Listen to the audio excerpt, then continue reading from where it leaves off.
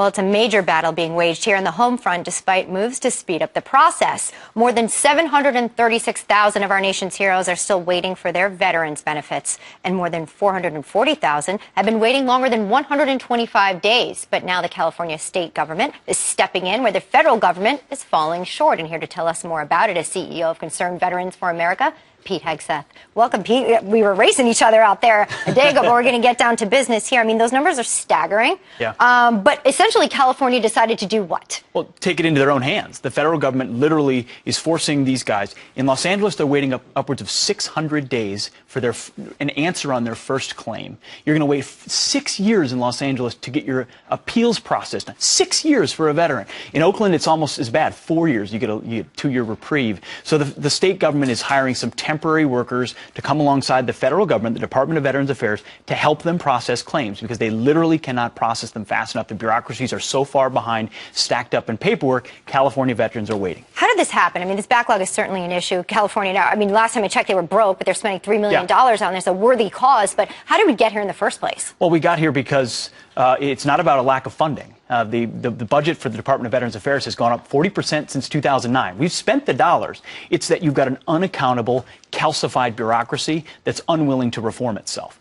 Literally, we've heard about the failures, the backlog, some of the Legionnaire's disease in Pittsburgh, and the bonuses that have been given out for folks that haven't been delivering.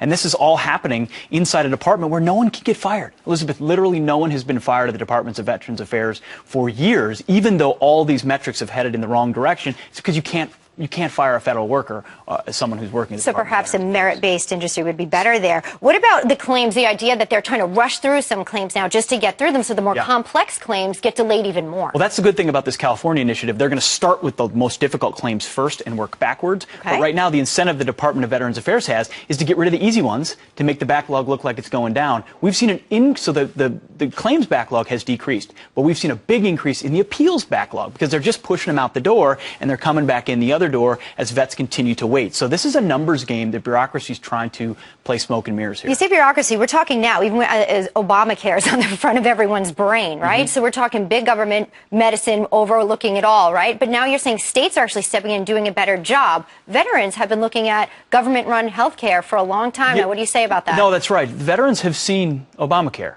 It's called the Department of Veterans Affairs. And a lot of vets are satisfied with the care they get once they get in the hospital. These regional hospitals, many of them are fantastic. It's the barriers to entry, the wait times, the forms, the bureaucracy, the lack of transparency, and then no accountability. So you send in a form as a veteran, and you wait, and you wait, and you wait again. And maybe you call a 1-800 line, and you hope you get somebody. You're probably put on hold for an hour.